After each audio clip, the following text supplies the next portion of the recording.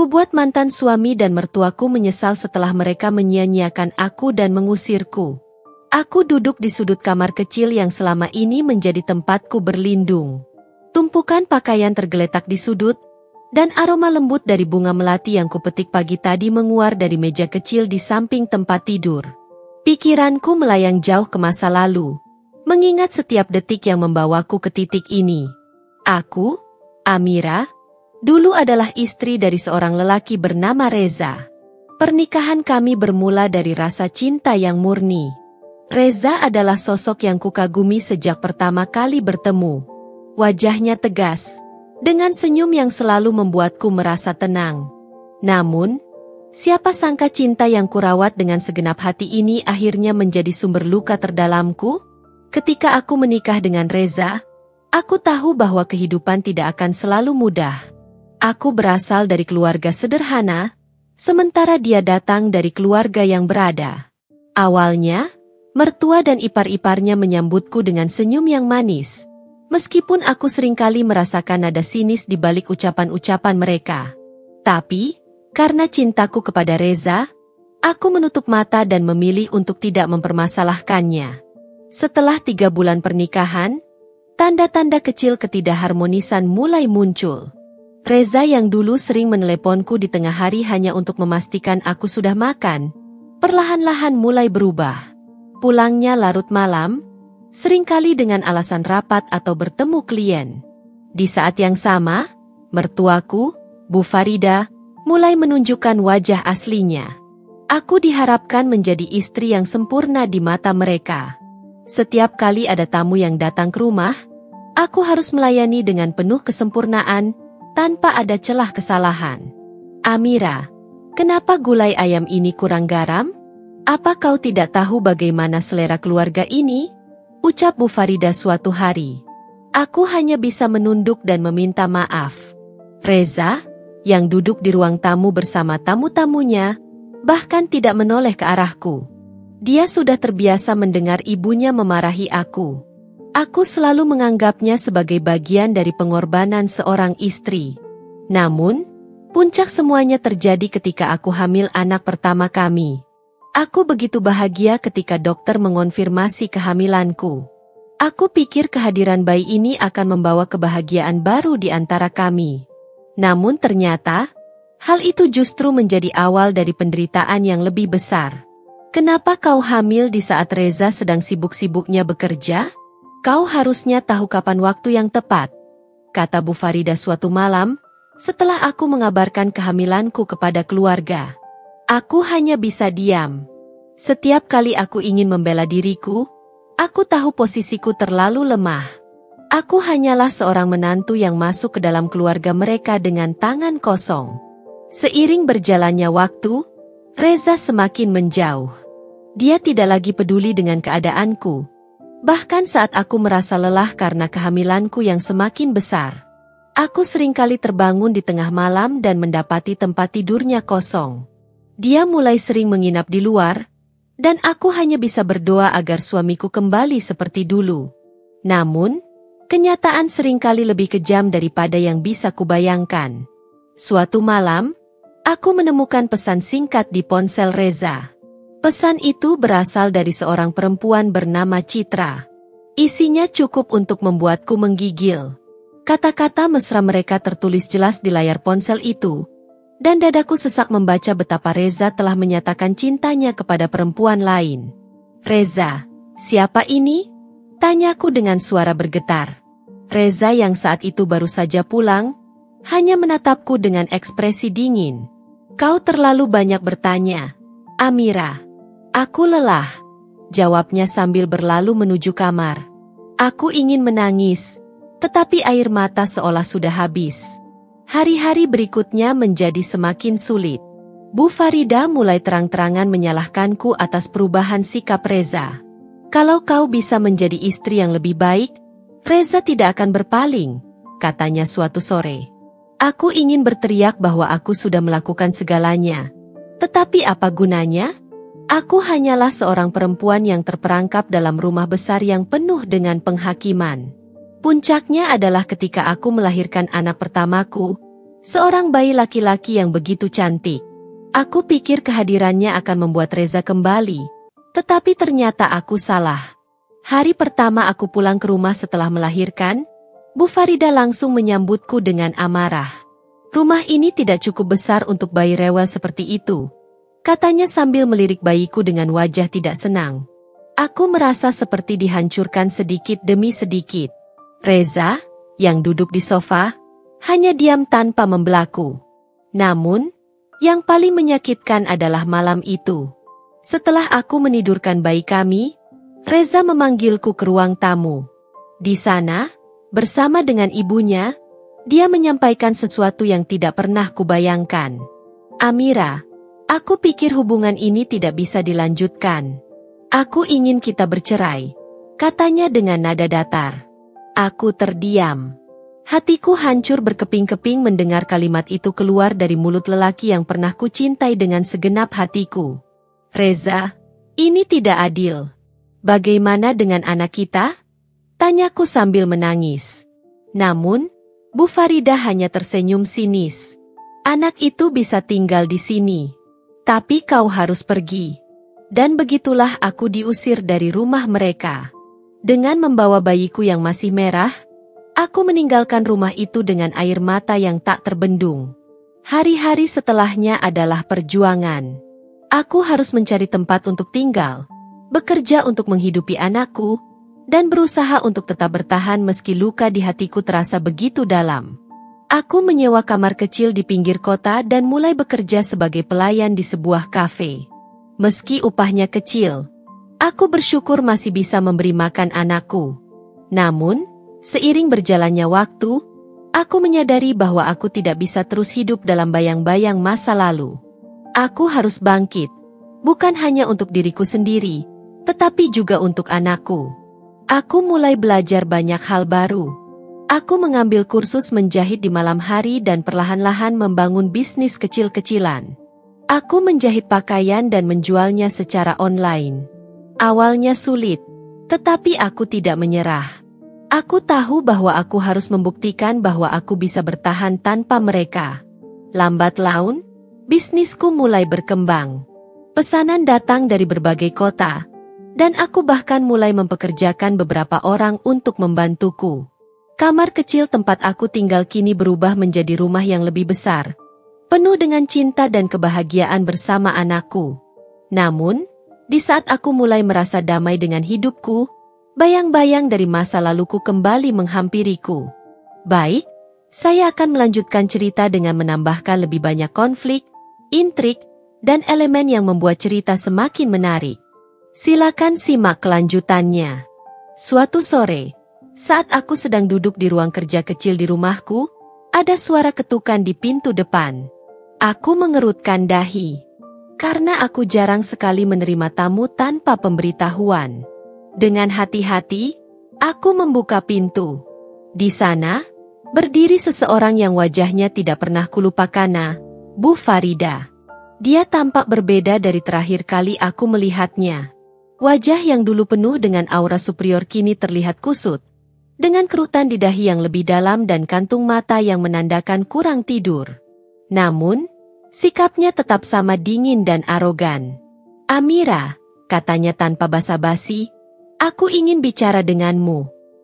Aku menatapnya dengan hati-hati. Ada dorongan untuk langsung menutup pintu di hadapannya, tetapi aku memilih untuk tetap tenang.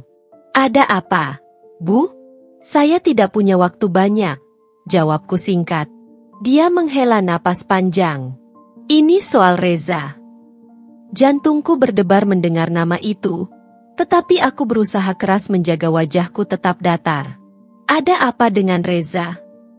Bu Farida tampak ragu sejenak sebelum akhirnya bicara. Bisnisnya bangkrut. Dia terlilit utang, dan sekarang dia tidak punya siapa-siapa lagi. Rumah kami disita bank, dan Citra A, perempuan yang dulu kau tanyakan, pergi meninggalkannya begitu saja. Aku terkejut, tetapi aku menahan diri untuk tidak menunjukkan terlalu banyak emosi. Apa hubungannya dengan saya, Bu? Tanyaku, suaraku terdengar lebih tajam dari yang kumaksudkan. Bu Farida menatapku, Dan untuk pertama kalinya, aku melihat ada sedikit kerendahan hati di matanya. Amira, aku tahu kami salah. Kami menyia-nyiakanmu. Tapi sekarang, Reza butuh bantuan. Kau tahu dia masih ayah dari anakmu. Aku tertawa kecil, tanpa humor. Ayah? Ayah seperti apa yang meninggalkan anaknya begitu saja tanpa pernah peduli? Selama ini saya membesarkan anak saya sendiri tanpa sedikit pun bantuan darinya. Bu Farida tampak terguncang oleh ucapanku, tetapi dia tetap mencoba memohon. Amira, ku mohon. Jika bukan demi Reza, setidaknya pikirkan tentang keluargamu dulu. Kau tahu apa yang pernah kita miliki bersama. Aku menatapnya lama, mencoba memahami keberanian seperti apa yang membuatnya datang memohon setelah semua yang mereka lakukan padaku. Tapi aku tahu, hatiku sudah berubah. Aku bukan lagi Amira yang dulu. Maaf, Bu Farida, kataku akhirnya. Tapi saya bukan bagian dari keluarga itu lagi. Saya sudah cukup menderita di masa lalu. Dan saya tidak akan membiarkan siapapun menyeret saya kembali ke sana. Silakan Anda pulang. Aku menutup pintu tanpa memberi kesempatan baginya untuk bicara lebih jauh. Namun, kata-katanya terus terngiang di kepalaku. Reza bangkrut? Citra meninggalkannya? Meski aku sudah tidak lagi mencintainya, aku tidak bisa mengabaikan fakta bahwa ini adalah orang yang dulu pernah menjadi bagian besar dalam hidupku. Beberapa hari kemudian, saat aku sedang menyiapkan pesanan dari salah satu klienku, sebuah panggilan masuk di ponselku. Aku mengangkatnya tanpa melihat nama di layar. Amira. Suara itu langsung membuatku membeku. Itu Reza. Aku tahu kau tidak ingin mendengar suaraku, tapi tolong dengarkan aku kali ini. Aku hanya ingin bertemu dengan anak kita.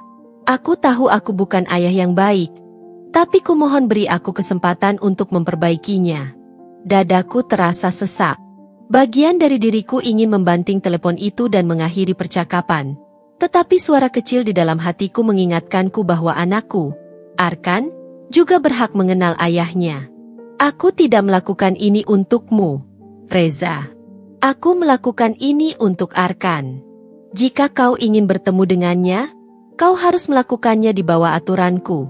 Jawabku dingin. Reza setuju, dan kami menyepakati pertemuan di sebuah taman. Hari itu, aku membawa Arkan ke taman dengan perasaan campur aduk. Aku tidak tahu apakah ini keputusan yang benar, tetapi aku ingin melihat bagaimana Reza akan menghadapi kenyataan ini.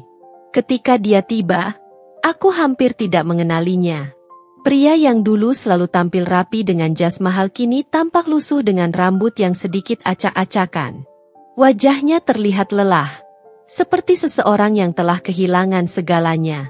Arkan yang baru berusia 5 tahun, memandangnya dengan penasaran. Ibu, siapa itu? Tanyanya. Aku berjongkok di sampingnya dan berkata, itu ayahmu, Nak. Reza berlutut di depan Arkan. Air matanya mengalir tanpa malu. Maafkan ayah, Nak. Ayah seharusnya ada untukmu sejak dulu. Namun, anak-anak memiliki cara mereka sendiri untuk merespon situasi yang rumit.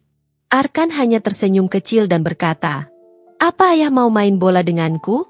Reza mengangguk, dan mereka mulai bermain bola di taman. Aku duduk di bangku, memperhatikan mereka dari kejauhan.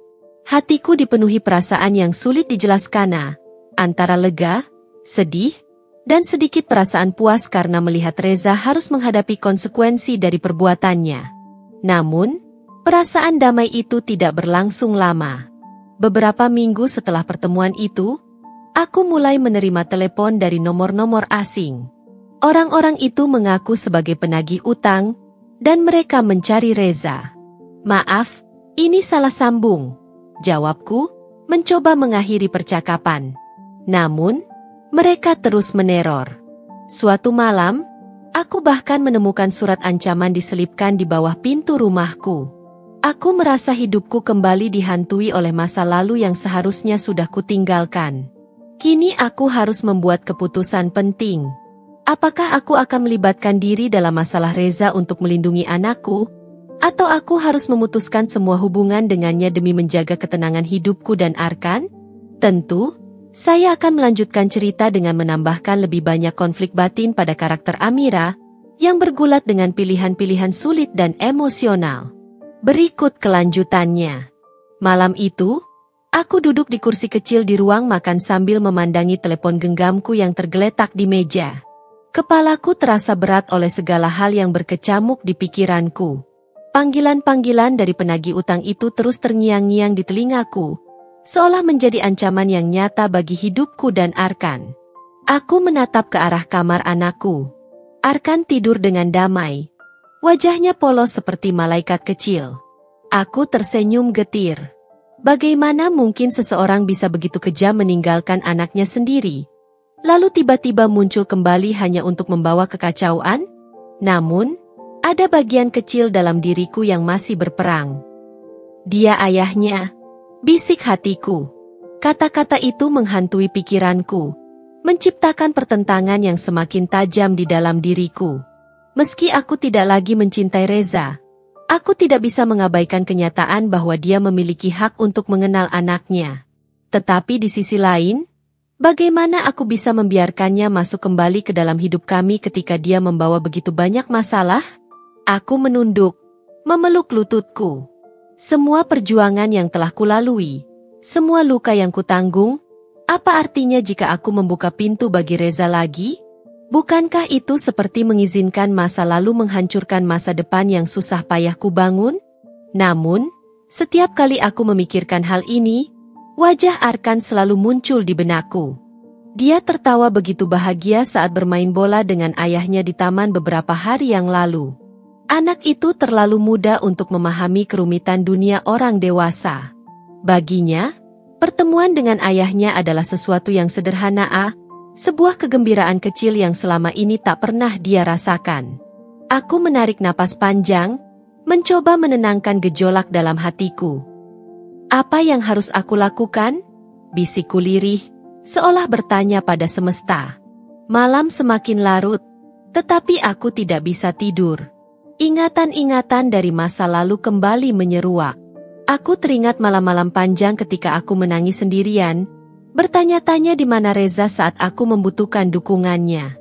Aku teringat bagaimana aku harus menghadapi penghinaan dari mertuaku, bagaimana aku berjuang sendirian melawan rasa takut dan putus asa.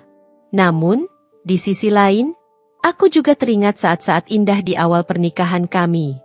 Aku teringat bagaimana Reza pernah membantuku belajar mengendarai sepeda motor.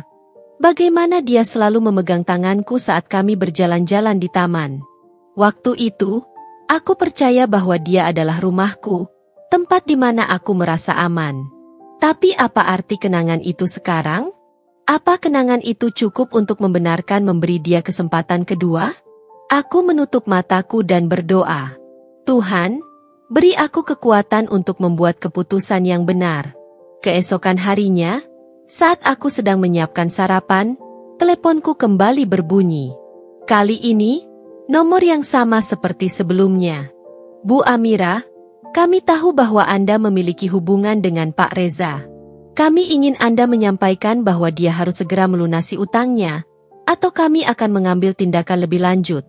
Suara di ujung telepon terdengar tegas, bahkan mengancam. Tapi ini bukan urusan saya. Jawabku, mencoba terdengar tegas meski suaraku bergetar. Anda pikir Anda bisa lepas tangan? Bu, kami tahu di mana Anda tinggal. Suara itu menutup telepon dengan nada yang membuat bulu kuduku meremang. Aku meletakkan teleponku dengan tangan gemetar. Untuk pertama kalinya dalam beberapa tahun terakhir, aku merasakan ketakutan yang nyata. Mereka tahu di mana aku tinggal. Mereka tahu tentang aku dan anakku. Hari itu, aku memutuskan untuk menghubungi Reza. Aku tidak tahu apa yang akan kukatakan padanya. Tetapi aku tahu aku tidak bisa menghadapi ini sendirian. Reza, kataku ketika dia mengangkat teleponnya. Amira, terima kasih sudah menghubungiku. Suaranya terdengar penuh harap, seolah dia berpikir aku telah berubah pikiran. Bukan itu. Aku hanya ingin tahu apa yang sebenarnya terjadi. Penagih utang itu terus menghubungiku. Mereka bahkan tahu di mana aku tinggal. Reza terdiam di ujung telepon. Aku bisa mendengar dia menarik napas panjang sebelum akhirnya berkata, "Amira, aku benar-benar minta maaf. Aku tidak pernah bermaksud menyeretmu ke dalam masalah ini. Aku hanya berpikir, aku hanya ingin melihat anakku." "Melihat anakmu?" Aku hampir tertawa mendengar ucapannya. "Melihat anakmu sambil membawa masalah yang bisa membahayakan hidup kami? Apa kau tahu betapa takutnya aku sekarang? Apa kau pernah memikirkan apa yang harus kami hadapi?" Reza tidak menjawab. Aku melanjutkan, "Reza, aku sudah cukup menderita. Aku tidak akan membiarkan kau menghancurkan hidupku lagi. Jika kau ingin memperbaiki hubunganmu dengan anakmu, kau harus menyelesaikan masalahmu terlebih dahulu. Jangan libatkan aku atau Arkan dalam kekacauan ini."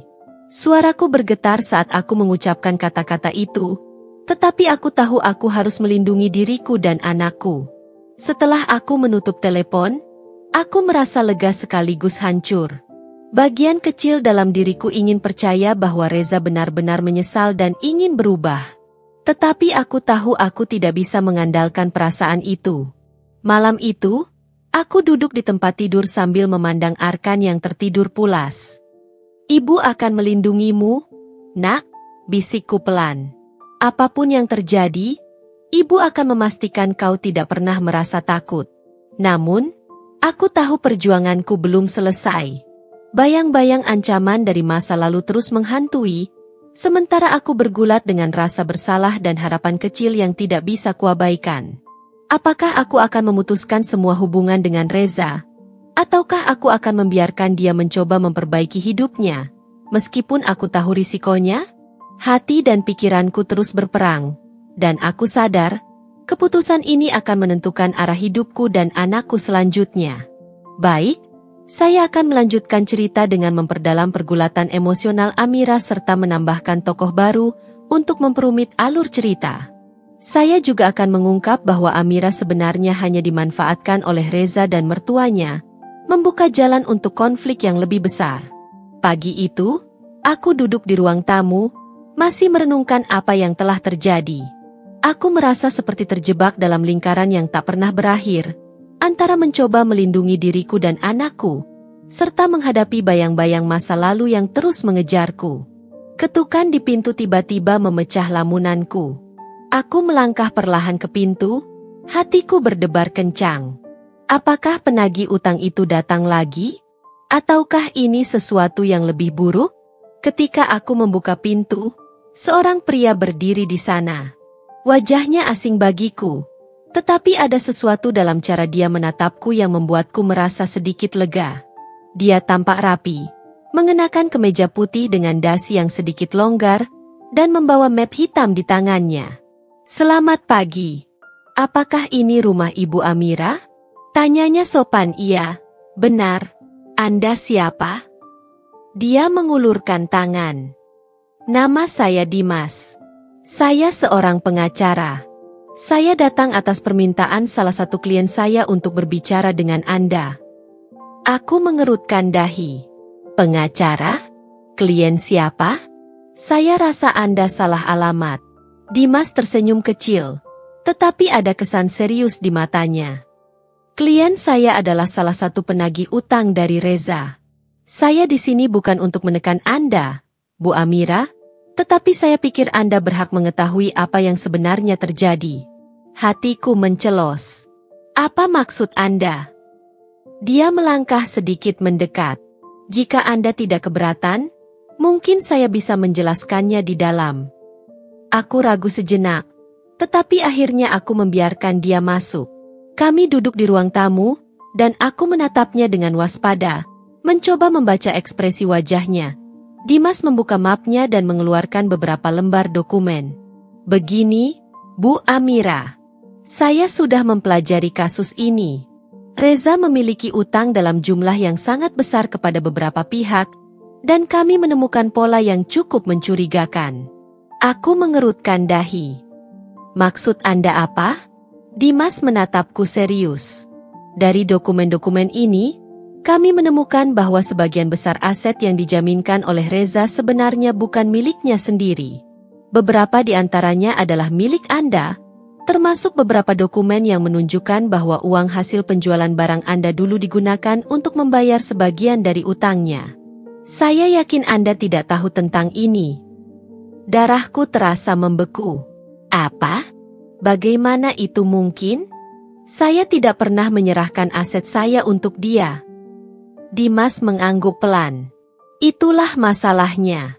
Reza menggunakan nama Anda tanpa sepengetahuan Anda. Saya juga menemukan bahwa mertuanya, Bu Farida, mengetahui tentang hal ini dan bahkan mendukungnya. Mereka memanfaatkan kepercayaan Anda. Kata-kata itu seperti pisau yang menusuk dadaku. Aku terdiam, mencoba mencerna apa yang baru saja kudengar. Jadi, semua yang kulakukan dulu, perjuanganku untuk bertahan hidup, pengorbananku untuk menjaga keluarga itu, ternyata hanya dijadikan alat untuk kepentingan mereka. Dimas melanjutkan, suaranya pelan namun tegas. Saya tahu ini sulit untuk diterima, tetapi Anda berhak mengetahui kebenarannya. Jika Anda ingin, saya bisa membantu Anda mengambil langkah hukum untuk melindungi diri Anda dan anak Anda. Aku menatapnya dengan mata yang mulai memanas. Apa yang harus saya lakukan sekarang? Hidup saya sudah cukup berantakan. Dan sekarang Anda mengatakan bahwa mereka bahkan mencuri dari saya. Dimas tersenyum lembut. Ini tidak akan mudah, Bu Amira.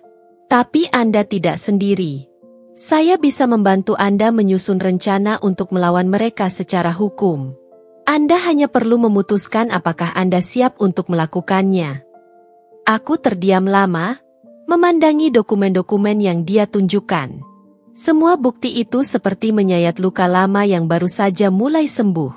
Di satu sisi, aku merasa marah, kecewa, dan dikhianati. Tetapi di sisi lain, aku juga merasa takut. Bagaimana jika ini justru membuat semuanya semakin buruk? Bagaimana jika Reza atau Bu Farida mencoba membalas dendam? Namun, ketika aku melihat Arkan yang sedang bermain di sudut ruangan, aku tahu aku harus bertindak. Aku tidak bisa membiarkan mereka terus memanfaatkan aku dan merusak hidup anakku. Apa langkah pertama yang harus saya ambil? Tanyaku akhirnya, dengan suara yang bergetar tetapi penuh tekad. Dimas tersenyum, kali ini dengan nada optimis. Kita akan mulai dengan mengajukan gugatan untuk membatalkan penggunaan nama Anda dalam transaksi-transaksi itu. Setelah itu, kita akan menuntut mereka untuk bertanggung jawab secara hukum. Tapi ini mungkin akan memancing mereka untuk melakukan sesuatu, jadi saya sarankan Anda bersiap. Aku mengangguk, meskipun hatiku masih dipenuhi keraguan. Hari-hari berikutnya, aku mulai bekerja sama dengan Dimas untuk mengumpulkan bukti-bukti lebih lanjut. Kami bertemu beberapa kali, dan aku mulai merasa nyaman dengan kehadirannya. Dia selalu bersikap profesional, tetapi ada sesuatu dalam cara dia memperhatikanku yang membuatku merasa dihargai. Namun, konflik batinku semakin dalam ketika Reza kembali menghubungiku. Kali ini, dia memohon dengan nada yang lebih putus asa.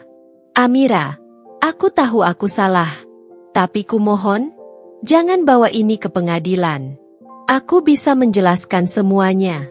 Aku melakukan ini karena aku tidak punya pilihan lain. Aku hanya ingin menyelamatkan keluarga kita. Aku tertawa kecil, penuh ironi. Keluarga? Keluarga apa yang kau bicarakan? Kau bahkan tidak peduli dengan aku atau Arkan selama bertahun-tahun. Dan sekarang, setelah kau terpojok, kau ingin aku memaafkanmu. Amira, kumohon. Jika ini sampai ke pengadilan, aku akan kehilangan segalanya. Katanya, suaranya terdengar putus asa. Aku terdiam sejenak. Sebagian kecil dari diriku masih merasa iba. Tetapi aku tahu aku tidak bisa membiarkan perasaanku menguasai keputusan ini. Aku sudah cukup menderita karena Reza, dan sekarang waktunya untuk melindungi diriku sendiri. Maaf, Reza, kataku dengan suara tegas. Kali ini, Aku tidak akan membiarkan kau memanfaatkanku lagi.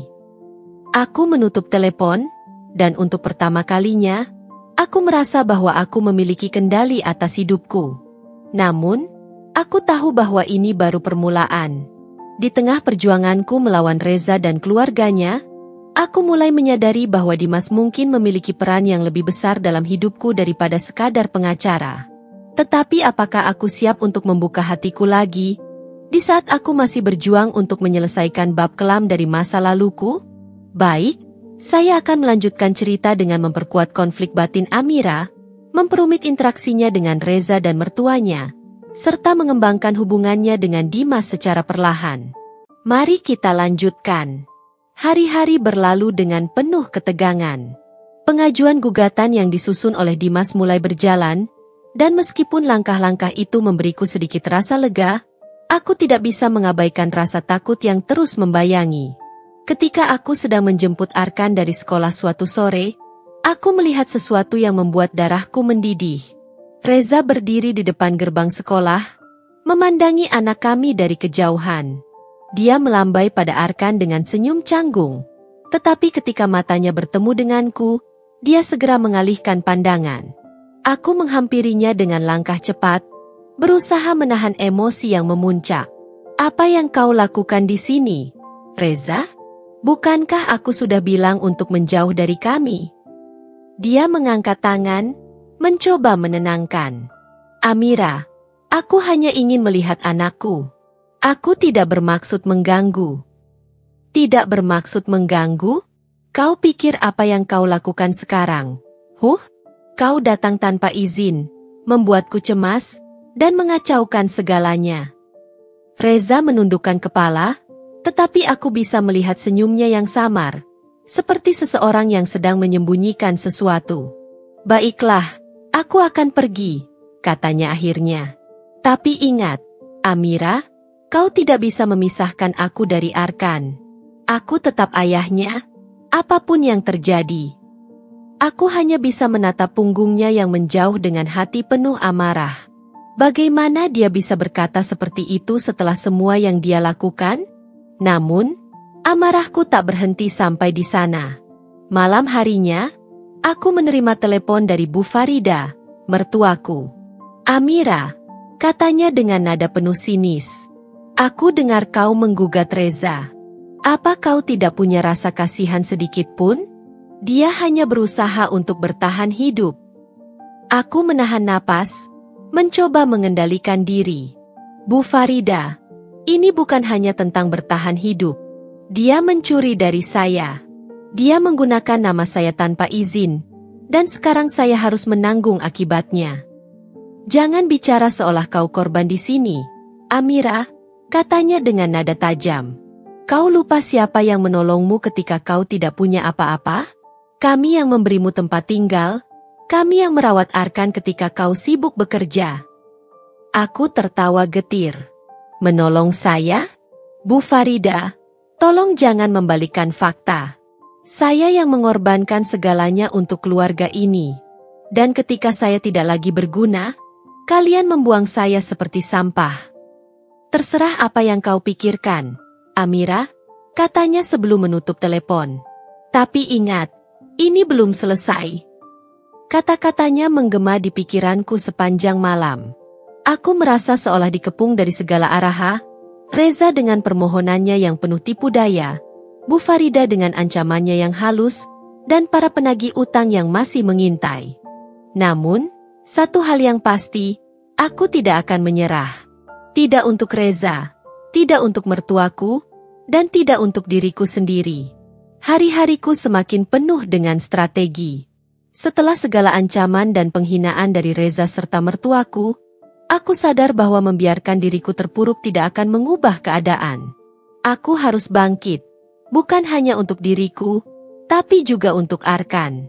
Aku ingin menunjukkan kepada mereka bahwa aku bukan lagi Amira yang bisa diinjak-injak. Aku memulai langkah kecil dengan menjadikan bisnis catering yang kumulai sejak keluar dari rumah Reza menjadi lebih serius.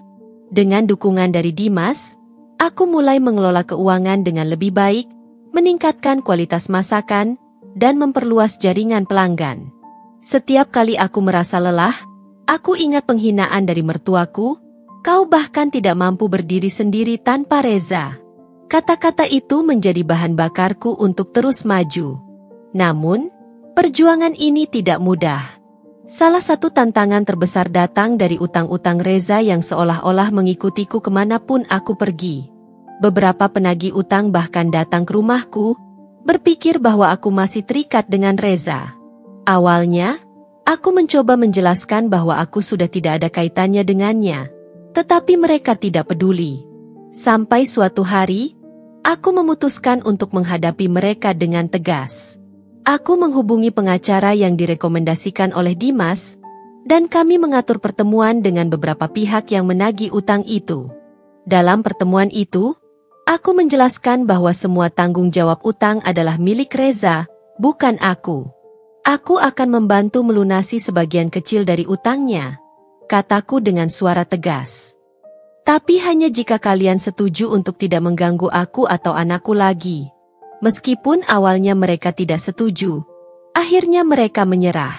Aku membayar sebagian kecil dari utang itu dengan uang tabunganku, tetapi aku tahu itu adalah langkah penting untuk membebaskan diriku dari bayang-bayang Reza. Sementara itu, bisnis cateringku mulai berkembang pesat. Aku mulai mendapatkan pesanan dari perusahaan besar untuk acara-acara mereka, dan aku bahkan berhasil mendapatkan kontrak tetap dengan sebuah hotel bintang 5 di kota ini. Keuntungan yang aku dapatkan semakin besar, dan aku mulai memanfaatkan sebagian dari uang itu untuk investasi. Setiap langkah yang kuambil selalu disertai dengan perjuangan. Aku harus menghadapi hinaan dari orang-orang yang pernah mengenalku sebagai istri Reza. Mereka meremehkanku, mengatakan bahwa aku tidak akan pernah berhasil tanpa bantuan pria. Tapi aku menutup telinga dan terus maju. Momen terbesar dalam perjalananku adalah ketika aku berhasil membeli sebuah rumah kecil untukku dan Arkan. Rumah itu mungkin tidak sebesar rumah yang dulu kutinggali bersama Reza, tetapi rumah ini adalah hasil kerja kerasku sendiri. Ketika aku menunjukkan rumah itu kepada Arkan, dia memelukku erat. "Mama, aku bangga sama Mama," katanya dengan mata yang bersinar. Kata-kata itu lebih berharga daripada apapun di dunia ini. Namun, hidupku tidak sepenuhnya damai. Reza dan mertuaku terus mencoba menggangguku. Mereka menyebarkan rumor tentangku, mencoba mencemarkan nama baikku di komunitas sekitar. Tetapi aku tidak membiarkan hal itu menghentikanku. Suatu hari, aku mendengar bahwa bisnis keluarga Reza sedang menghadapi masalah besar. Perusahaan yang dikelola oleh Reza dan ayahnya hampir bangkrut karena keputusan-keputusan buruk yang mereka buat. Ironisnya, beberapa investor besar mereka justru mulai melirik bisnis cateringku sebagai salah satu peluang investasi. Ketika Reza mengetahui hal ini, dia datang menemuiku. Untuk pertama kalinya dalam beberapa tahun, dia terlihat putus asa. "Amira, aku butuh bantuanmu," katanya dengan suara pelan. Aku menatapnya, merasa campuran antara marah dan kasihan. "Kau butuh bantuanku? Setelah semua yang kau lakukan padaku?" Dia menundukkan kepala. "Aku tahu aku salah, Amira. Aku tahu aku telah menyia-nyiakanmu. Tapi tolong, beri aku kesempatan untuk memperbaiki semuanya." Aku tertawa kecil, tetapi bukan karena aku senang. "Reza, kau tidak pernah memikirkan perasaan atau perjuanganku sebelumnya. Dan sekarang, ketika kau dalam kesulitan, kau datang padaku?" Dia tidak menjawab. Matanya penuh dengan penyesalan. Tetapi aku tidak bisa begitu saja melupakan semua rasa sakit yang dia berikan padaku. Namun, aku tidak ingin menjadi seperti mereka, mertuaku yang penuh kebencian, atau Reza yang hanya memikirkan dirinya sendiri. Jadi, aku membuat keputusan yang tidak terduga. Aku tidak akan membantu bisnis keluargamu, Reza. Tapi aku akan memberimu nasihat gratis. Hargai orang-orang yang ada di sekitarmu. Jangan ulangi kesalahan yang sama, kataku dengan tegas. Dia hanya terdiam, terlihat seperti seseorang yang baru saja kehilangan segalanya.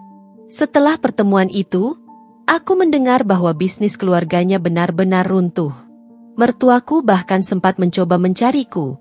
Tetapi kali ini aku tidak membiarkan mereka menginjakan kaki di kehidupanku lagi. Aku tahu aku telah membuktikan sesuatu. Tidak hanya kepada mereka, tetapi juga kepada diriku sendiri. Aku lebih kuat dari yang pernah kukira. Namun, ini belum akhir dari perjalanan hidupku. Aku tahu masih banyak tantangan yang akan datang. Tetapi kali ini aku siap menghadapinya dengan kepala tegak dan hati yang penuh keberanian. Ketika hidupku mulai berjalan stabil, badai baru datang mengguncangku. Kehidupan Reza yang runtuh membawa lebih banyak drama daripada yang aku duga. Satu persatu orang-orang dari masa lalunya mulai mencoba mencariku, seolah-olah aku adalah kunci dari kekacauan yang mereka hadapi. Hari itu, aku sedang meninjau sebuah lokasi untuk ekspansi cateringku bersama Dimas. Kami sedang duduk di sebuah kafe, berbicara tentang strategi pemasaran, ketika tiba-tiba seorang wanita yang tak kukenal menghampiri kami.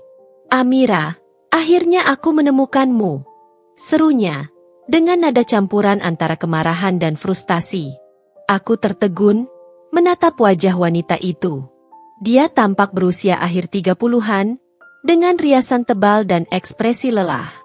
"Maaf, Anda siapa?" tanyaku bingung. "Aku Clara," katanya, sambil mendekatkan dirinya ke mejaku. Aku istri baru Reza." Dunia di sekitarku seperti berhenti sejenak. Aku menatap Dimas, yang langsung memasang ekspresi siaga. "Istri baru Reza?" ulangku pelan, memastikan aku tidak salah dengar. "Ya, kami menikah sekitar setahun setelah kau pergi. Tapi aku tidak datang untuk menyombongkan itu, Amira. Aku datang untuk meminta tolong." Kata-katanya membuatku semakin bingung. "Tolong? Setelah apa yang Reza dan keluarganya lakukan padaku, kau pikir aku bisa membantu?" Dia mengangguk, matanya mulai berkaca-kaca. "Aku tahu kau tidak punya alasan untuk peduli. Tapi aku tidak tahu harus kemana lagi. Reza sedang dalam masalah besar, dan aku tidak tahu bagaimana cara menyelamatkan diri. Aku merasa seperti terperangkap." Dimas mencondongkan tubuhnya ke depan. "Bu Clara, aku rasa ini bukan tempat yang tepat untuk membahas hal ini," katanya dengan nada diplomatis. Namun, aku mengangkat tangan, menghentikan Dimas. "Tidak apa-apa, Dimas. Biarkan dia bicara." Clara menarik napas dalam-dalam, lalu melanjutkan. "Setelah bisnis keluarga Reza bangkrut, dia mulai berubah. Dia menjadi kasar, baik secara verbal maupun fisik. Aku mencoba bertahan karena kupikir dia hanya stres. Tapi itu semakin parah. Sekarang dia bahkan terlibat dengan pinjaman ilegal, dan mereka mengejarku juga. Aku tidak tahu harus bagaimana, Amira." Meskipun aku sudah memutuskan untuk melupakan masa lalu, cerita Clara mengingatkanku pada diriku sendiri saat masih bersama Reza. Aku mengenali rasa putus asa di matanya, rasa takut yang pernah menggerogotiku setiap hari. "Aku tidak tahu apa yang bisa kulakukan untukmu," kataku akhirnya. "Aku sudah tidak ada kaitannya dengan Reza." Clara menatapku dengan penuh harap. "Tolong, Amira. Aku hanya ingin memastikan bahwa anak kami ya, tidak akan terkena dampaknya." Jantungku terasa seperti berhenti. "Anak?" Dia mengangguk. "Ya, aku memiliki seorang putri kecil, Aulia. Dia baru berusia 2 tahun. Aku tidak peduli dengan diriku sendiri, tapi aku tidak ingin dia tumbuh di lingkungan seperti ini." Dimas menyentuh lenganku, memberikan isyarat agar aku tidak terbawa emosi. Tapi aku tahu, aku tidak bisa begitu saja mengabaikan Clara. "Aku akan memikirkan apa yang bisa kulakukan," kataku pelan. "Tapi aku tidak bisa berjanji." Clara tampak lega. "Terima kasih, Amira. Itu sudah lebih dari cukup." Setelah dia pergi, Dimas menatapku dengan ekspresi khawatir. "Amira, kau yakin ingin terlibat lagi dengan Reza? Ini bisa menjadi lebih rumit." Aku tahu, Dimas. Tapi aku tidak bisa berpaling begitu saja. Jika aku bisa membantu seorang anak kecil keluar dari lingkaran kekacauan ini, aku akan melakukannya. Dimas hanya mengangguk, meskipun aku bisa melihat kekhawatiran di matanya. Beberapa hari kemudian, aku mendengar kabar bahwa Reza mulai mencari cara untuk kembali mendekati keluargaku. Ternyata, dia mencoba menghubungi ibuku, mengaku ingin meminta maaf dan memperbaiki hubungan. Ibuku, yang selalu berhati lembut, hampir terpengaruh. Tapi aku segera memperingatkannya untuk berhati-hati. Namun, ini hanya awal dari drama yang lebih besar. Ketika aku mengunjungi sebuah acara bisnis untuk mempromosikan cateringku, aku bertemu dengan seorang pria bernama Raka. Dia adalah seorang pengusaha muda yang sedang mencari mitra catering untuk acara-acara perusahaannya. Raka adalah kebalikan dari Reza. Dia sopan, penuh perhatian, dan tampaknya benar-benar tertarik pada ide-ideku. Kami mulai sering bertemu untuk membahas peluang kerjasama, dan tanpa kusadari, aku mulai merasa nyaman dengannya. Namun, hubungan ini tidak berjalan mulus. Suatu malam, ketika aku sedang bersama Raka untuk membahas detail kontrak, aku menerima telepon dari nomor tak dikenal. Aku tahu kau sedang bersama pria itu. Suara Reza terdengar di ujung telepon. Apa kau pikir kau bisa menggantikanku begitu saja? Kau masih milikku, Amira. Tanganku gemetar, tetapi aku berusaha tetap tenang. Reza, kau tidak punya hak untuk mengatakan itu. Aku sudah bukan bagian dari hidupmu. Dia tertawa kecil, tetapi nadanya dingin. Kita lihat saja. Amira, kau mungkin bisa menipu dirimu sendiri, tapi kau tidak bisa lari dari masa lalu. Telepon itu memutuskan hubungan yang hampir kubangun dengan Raka. Aku mulai merasa takut untuk melibatkan siapapun dalam hidupku. Khawatir Reza akan menyeret mereka ke dalam kekacauannya. Namun, Raka berbeda. Ketika aku mencoba menjauh, dia justru mendekat. Amira, aku tidak peduli dengan ancaman atau masa lalumu. Aku hanya ingin mendukungmu. Aku terharu dengan ketulusannya.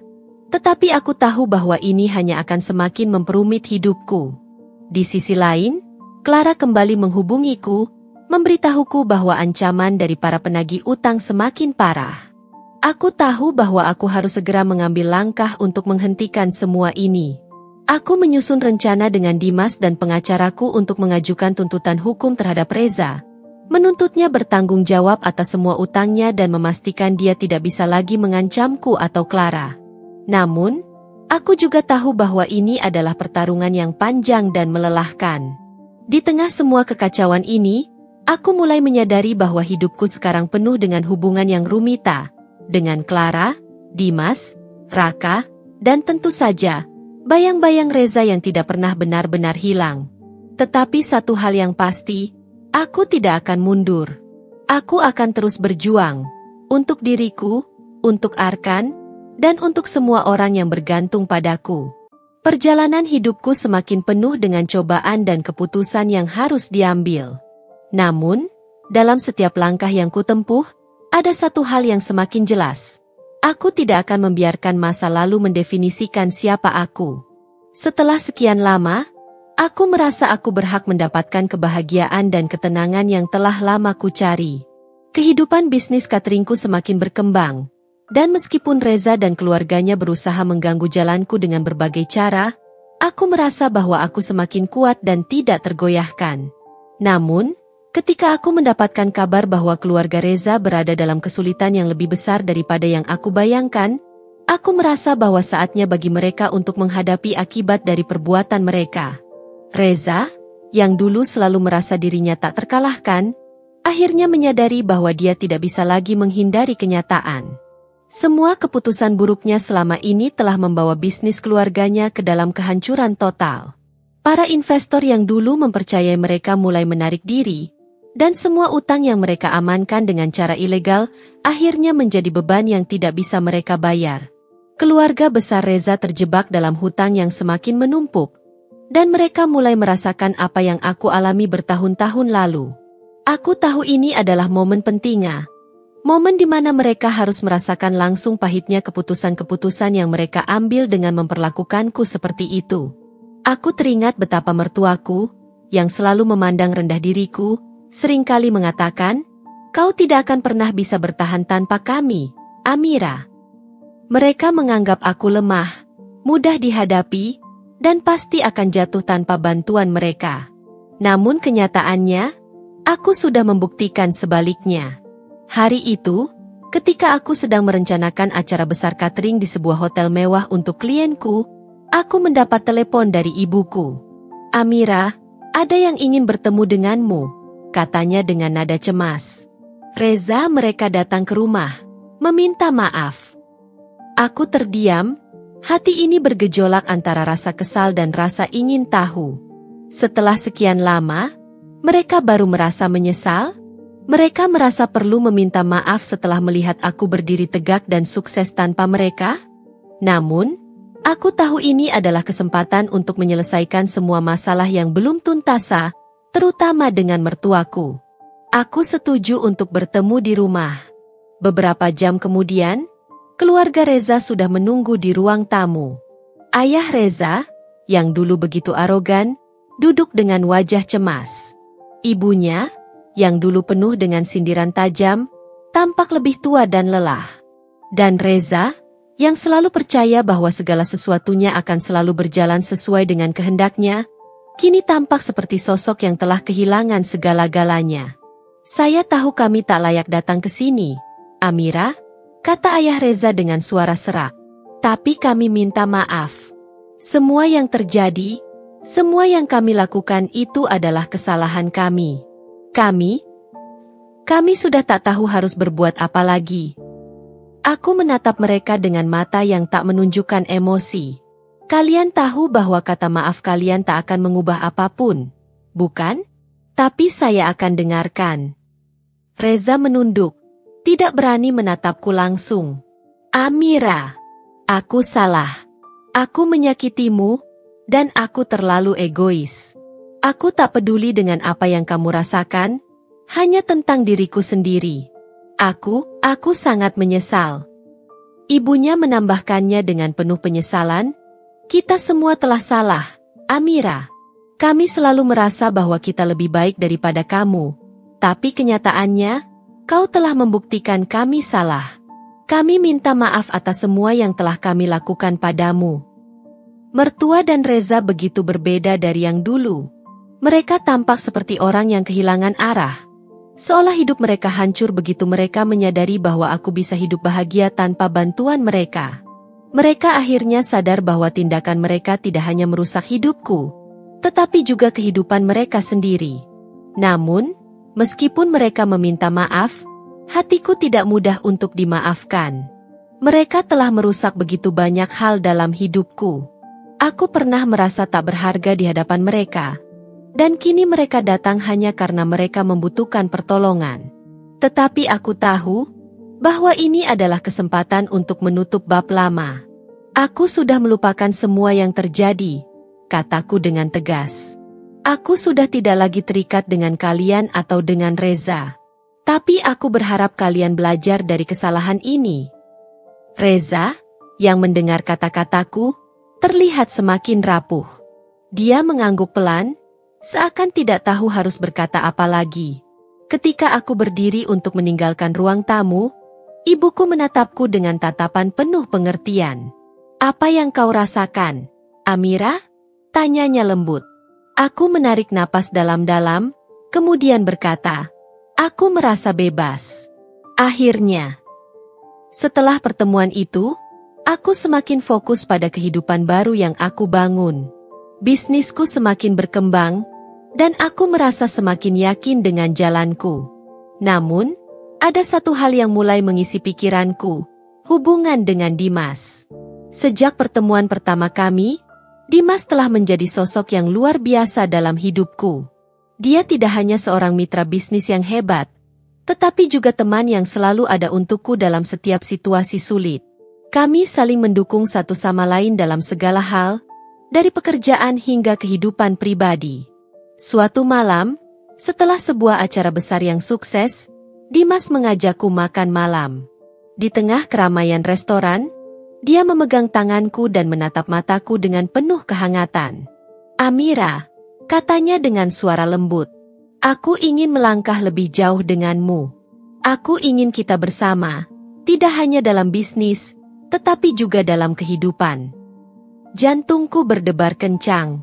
Aku merasa begitu banyak hal yang berubah dalam diriku, begitu banyak hal yang kupertaruhkan. Tetapi, untuk pertama kalinya, aku merasa siap untuk membuka hatiku lagi. Aku juga ingin itu, Dimas. Aku rasa aku sudah cukup siap untuk menerima kebahagiaan. Beberapa bulan kemudian, Dimas melamarku di tempat yang sangat sederhana, di taman yang sering kami kunjungi untuk berjalan-jalan bersama. Tanpa berpikir panjang, aku menerimanya dengan senyuman lebar. Reza dan keluarganya kini hanya bisa melihat dari jauh bagaimana kebahagiaanku tumbuh. Sementara mereka terperangkap dalam penyesalan atas tindakan mereka yang merusak hidup orang lain. Aku dan Dimas akhirnya melanjutkan hubungan kami ke jenjang yang lebih serius, menuju pernikahan yang penuh dengan cinta, pengertian, dan harapan. Hari pernikahan kami tiba, dan meskipun Reza dan keluarganya tidak datang, aku merasa bahwa hidupku sudah lengkap. Aku tidak perlu lagi mencari pembuktian dari mereka. Aku sudah membuktikan diriku sendiri, dan kebahagiaan yang kuperoleh adalah hasil dari perjuangan yang tak kenal lelah. Aku berdiri di depan altar, menggenggam tangan Dimas. Ini adalah awal baru, awal yang penuh dengan harapan dan cinta yang sejati. Kami akan menghadapi segala hal bersama, dan aku tidak pernah merasa lebih kuat dari ini. Dengan kebahagiaan yang kini kumiliki, aku tahu satu hal pasti. Aku telah menemukan jalan hidupku yang sesungguhnya, dan tak ada lagi yang bisa menghentikanku. Setelah pernikahan kami yang indah, kehidupan Amira dan Dimas berjalan mulus. Keluarga kecil mereka tumbuh penuh dengan kebahagiaan, dan bisnis catering yang mereka kelola bersama semakin berkembang pesat. Dimas selalu berada di samping Amira, mendukungnya baik secara pribadi maupun profesional, menjadikan mereka pasangan yang sempurna, saling melengkapi dalam segala hal. Amira yang dulu merasa hancur dan terluka, kini hidup dengan damai. Dia menemukan kekuatan untuk melupakan masa lalu yang pahit dan fokus pada masa depan yang penuh harapan. Setiap harinya, dia menikmati kebersamaan dengan Dimas, merayakan pencapaian-pencapaian kecil yang mereka raih, dan mendidik anak-anak mereka dengan penuh cinta dan perhatian. Mereka menjadi keluarga yang bahagia, jauh dari segala drama masa lalu yang pernah menggelapkan hidupnya. Namun, meskipun Amira dan Dimas bahagia, ada satu hal yang tak bisa mereka hindari, keluarga Reza. Mereka, yang dulu selalu memandang rendah Amira, kini datang dengan harapan penuh penyesalan. Reza yang terpuruk dalam utang yang menumpuk dan kehancuran hidup, mulai menghubungi Amira lagi, memohon agar dia mau memberikan mereka bantuan. Ayah Reza dan ibunya, yang dulu menyebut Amira sebagai beban dan tak berguna, kini datang dengan wajah penuh penyesalan, berharap Amira bisa memberikan mereka kesempatan kedua. Mereka tak tahu lagi harus kemana, mereka telah kehilangan segalanya, dan dalam keputusasaan, mereka berharap Amira dan Dimas akan menyelamatkan mereka. Namun, Amira sudah tidak lagi bisa terperdaya dengan permohonan itu. Dia sudah cukup. Dia sudah belajar bahwa kebahagiaan sejati tak bisa dibangun di atas penderitaan orang lain. Dia tahu, meskipun Reza dan keluarganya menyesal, itu tidak akan pernah mengubah apa yang telah mereka lakukan padanya. Suatu sore, ketika Reza dan keluarganya datang ke rumah mereka untuk sekali lagi meminta bantuan, Amira menghadapi mereka dengan tegas.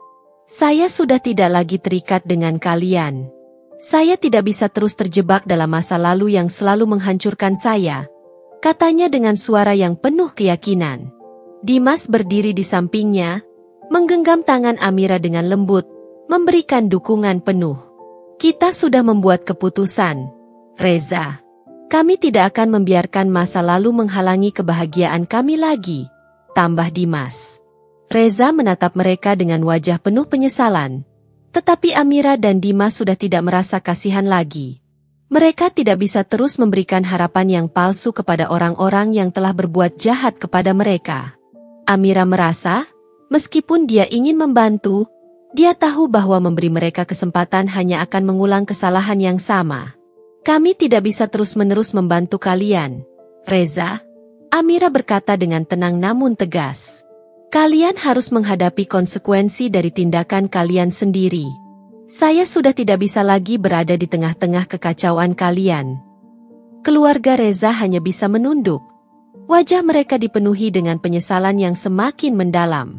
Namun, untuk pertama kalinya, mereka benar-benar mengerti bahwa Amira dan Dimas tidak akan pernah kembali ke kehidupan mereka. Semua yang mereka lakukan, menyakitkan, menghina, dan merendahkan, telah membuat mereka kehilangan segalanya.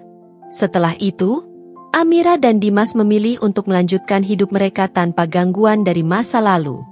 Mereka lebih fokus pada masa depan mereka bersama anak-anak mereka, dan menjalani kehidupan dengan penuh kebahagiaan. Mereka tidak lagi merasa takut atau terintimidasi oleh keluarga Reza. Mereka telah mencapai titik di mana mereka bisa hidup dengan damai, tanpa ada beban masa lalu. Sementara itu, keluarga Reza semakin tenggelam dalam kesulitan yang mereka buat sendiri. Utang yang terus menumpuk, hubungan yang semakin renggang, dan penyesalan yang tidak pernah bisa diubah, membuat mereka hidup dalam kesedihan yang tak berujung. Mereka hanya bisa menatap dari jauh kebahagiaan Amira dan Dimas, menyadari bahwa mereka sendiri yang telah menghancurkan semua kemungkinan untuk memiliki hubungan yang baik dengan mereka. Reza, yang dulu begitu penuh percaya diri dan merasa tak terhentikan, akhirnya menyadari betapa besarnya kesalahan yang telah dia buat. Dia tahu, dia tidak akan pernah bisa mendapatkan kembali kebahagiaan yang telah hilang. Dan begitu juga dengan keluarganya. Mereka hanya bisa terperangkap dalam penyesalan, berharap suatu saat Amira akan memberi mereka kesempatan untuk menebus kesalahan mereka, meski mereka tahu itu tak mungkin terjadi. Amira dan Dimas tidak lagi merasa terikat dengan masa lalu. Mereka menjalani hidup mereka tanpa beban, tanpa menoleh ke belakang, dan terus bergerak maju. Keluarga mereka penuh dengan kebahagiaan yang sejati, yang mereka raih bersama, bukan melalui pengorbanan atau harapan kosong dari orang lain. Sementara itu, Reza dan keluarganya terperangkap dalam dunia yang penuh dengan penyesalan. Setiap hari, mereka hidup dengan bayang-bayang masa lalu yang menghantui, mengetahui bahwa mereka telah kehilangan kesempatan mereka untuk memperbaiki hubungan dengan Amira. Bagi Amira, kebahagiaan yang ia rasakan sekarang adalah hasil dari perjalanannya yang panjang dan penuh dengan penderitaan. Namun, kini dia telah menemukan kedamaian yang sejati. Tidak ada lagi tempat untuk keluarga Reza dalam hidupnya. Mereka sudah terlambat untuk menebus segala yang telah mereka lakukan. Amira dan Dimas melangkah ke masa depan, dengan keyakinan bahwa apapun yang datang nanti, mereka akan menghadapinya bersama, lebih kuat dan lebih bahagia dari sebelumnya.